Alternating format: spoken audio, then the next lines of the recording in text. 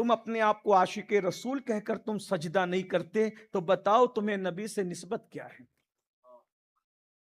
فجر میں سوتے پڑے ہیں ہم عاشق رسول، جلوس میں چلائیں گے کہ نبی کی محبت میں جان دے دیں گے. بھائی جان دینے کا ہندوستان میں واقع ہی نہیں ہے، بہت اچھا چل رہا ہے پورے ملک، سب باغ و بہارے ہیں، یہاں جان دینے کی ضرورت نہیں.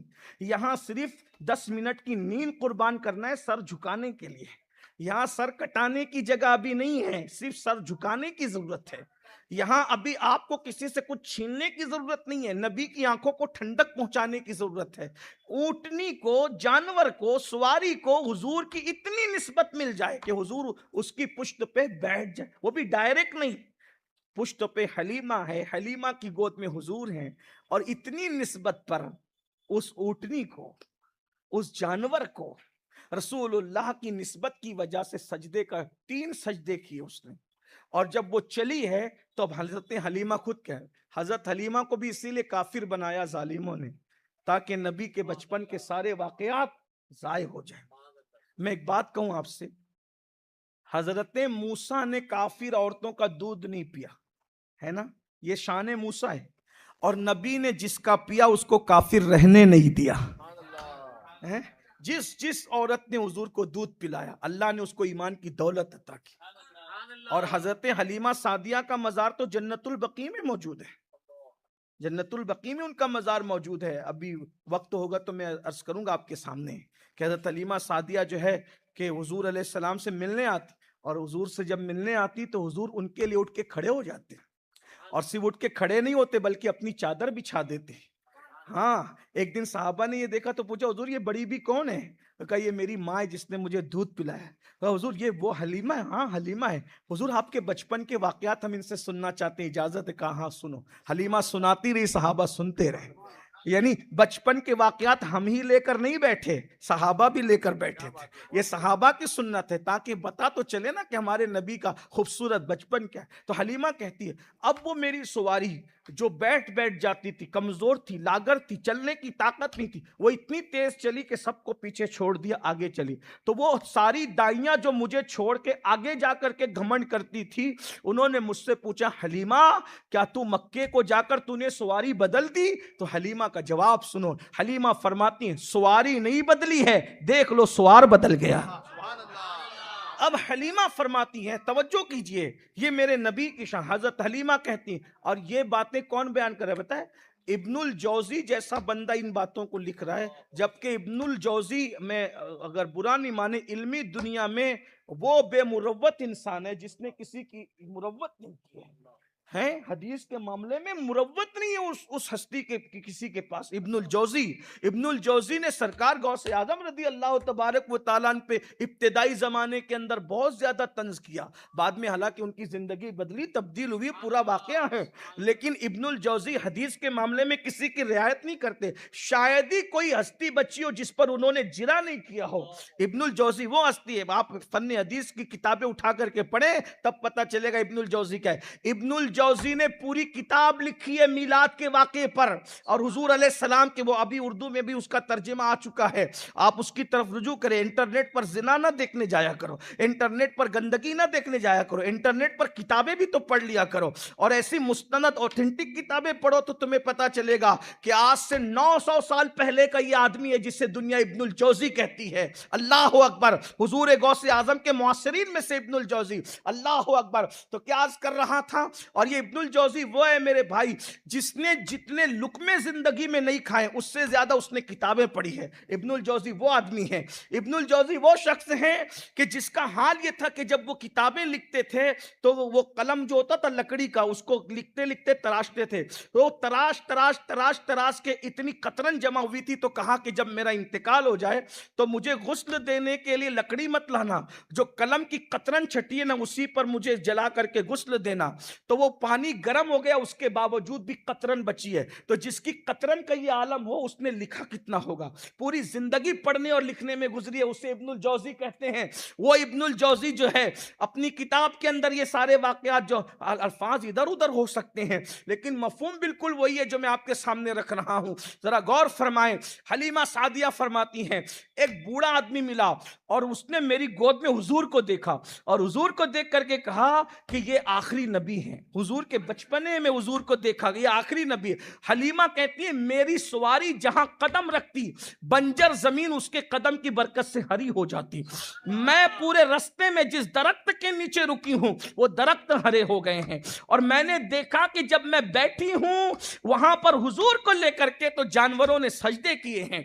और फिर मैंने पत्थरों से दरख्तों से आवाज सुनी, अस्सलातु वस्सलामु अलैका या रसूल अल्लाह। ये हलीमा सादिया फरमाती हैं। हलीमा सादिया ने बहुत से वाकयात बयान किए, एक वाकया और बयान किया। मैं हया के पर्दे में का 3 लड़कियां थी। जब मैं रास्ते से जा रही थी 3 लड़कियां थी। वो 3 लड़कियां निकल के जा रही थी, यानी वो कंवारी थी, उनकी शादी नहीं हुई थी। अब मैं, बच्चे हैं, माएँ हैं, बहनें सभी सुन रहे हैं, मैं बहुत हया के पर्दे में। कंवारी बच्ची किसी बच्चे को दूध पिलाने के काबिल नहीं होती, यही है ना। लेकिन जो कंवारी जो बच्चियां थी, और इत्तेफाक से तीनों का नाम आतिका था और उनका ताल्लुक कबीला बनु सुलैम से था। तो चूंकि नौजवान छोकरियां होती है तो उन्हें बच्चों से फितरी तौर पे प्यार होता है। नौजवान लड़के लड़कियां छोटे छोटे बच्चों से प्यार करते हैं। तो वो 3 लड़कियां, तीनों का नाम आतिका है।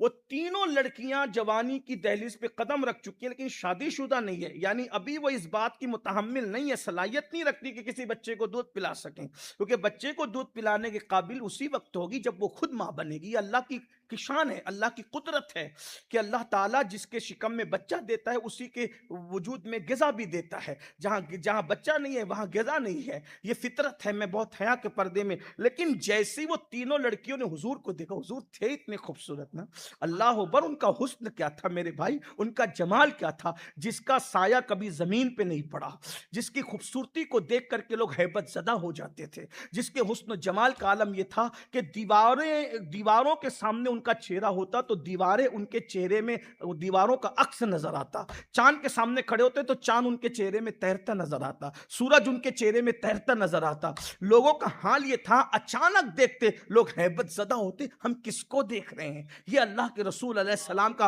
हुस्न जमाल था। अल्लाह अकबर, क्या नबी खुदा ने अता किया, सीरत बेमिसाल, सूरत बेमिसाल। तेरी सीरत तेरी सूरत जमाने से निराली है, तेरी सीरत तेरी सूरत जमाने से निराली है, तेरी हर हर अदा प्यारे दलीले बेमिसाली है। खुदा शाहिद के रोजे हश्र का खटका नहीं रहता, मुझे जब याद आता है कि मेरा कौन वाली है, मुरादे मिल रही है शाद शाद उनका सवाली है, लबों पर इल्तिजा है, हाथ में रोजे की जाली है।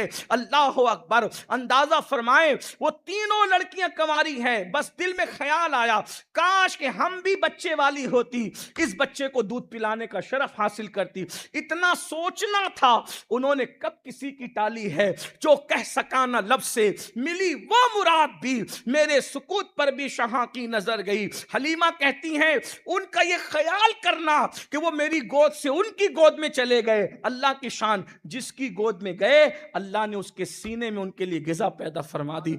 और उन कवारी लड़कियों ने हुजूर अलैहि सलाम को दूध पिलाने का शरफ अता किया, शरफ हासिल किया। और फिर अल्लाह ने बाद में उन तीनों को कलमा पढ़ने की सआदत अता। मेरे आका फक्र से कहा, अना इब्नुल अवातिक, कहते हैं कि मैं आतिकाओं का बेटा हूं। आका अलैहिस्सलाम फरमाया कर, इस रिवायत को इमाम अहले सुन्नत ने भी लिखा, बहुत से बुजुर्गों ने लिखा कि अब आप सोचेंगे ये मोजिज़े का ज़ुहूर क्यों हुआ। आप सोच सकते हैं कि भाई कंवारी बच्चियों का हुजूर ने दूध क्यों पिया और उनके सीने में तो भाई कोई कह सकता था ना कि आप लोगों का दावा यह है कि सारे नबियों की सिफात हमारे नबी में मौजूद है, हर नबी का मोजिज़ा, मेरे नबी के पास जो मोजिज़ा है दूसरों के पास मिले ना मिले, लेकिन उनके पास जो वो यहां मिलेगा।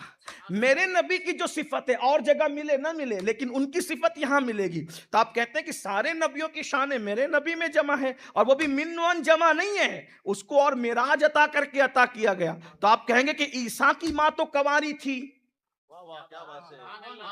ईसा की मां तो कंवारी थी। अब आमिना अगर कंवारी रहती, अगर हजरत सरकार आमिना कंवारी है और हुजूर की विलादत होती, तो फिर हजरत इब्राहिम, हजरत इस्माइल और सारे अंबिया तो बाप से पैदा हुए हैं। तो यहां वो सारे अंबिया किराम का वस्फ यहां नजर आता। और अगर شادی شدہ ہیں اور ہیں بالکل، تو اب یہاں کنواری ماں کیسے بنے گی؟ تو کہا وہاں ایک کنواری کو ماں بنایا اور یہاں 3 کنواریوں کو ماں بننے کا شرف عطا فرمایا۔ دیکھ رہے ہیں یہ حضور کی شان ہے، اللہ کے رسول کی شان ہے، یعنی مریم ایک کنواری ماں ہے اور یہاں 3 عاتقہ کنواریوں کو حضور نے ماں بننے کا شرف عطا کیا، ایمان کی دولت سے بھی ان کو نوازا۔ یہ میرے آقا کی شان ہے، جانو اپنے آقا کو۔ میں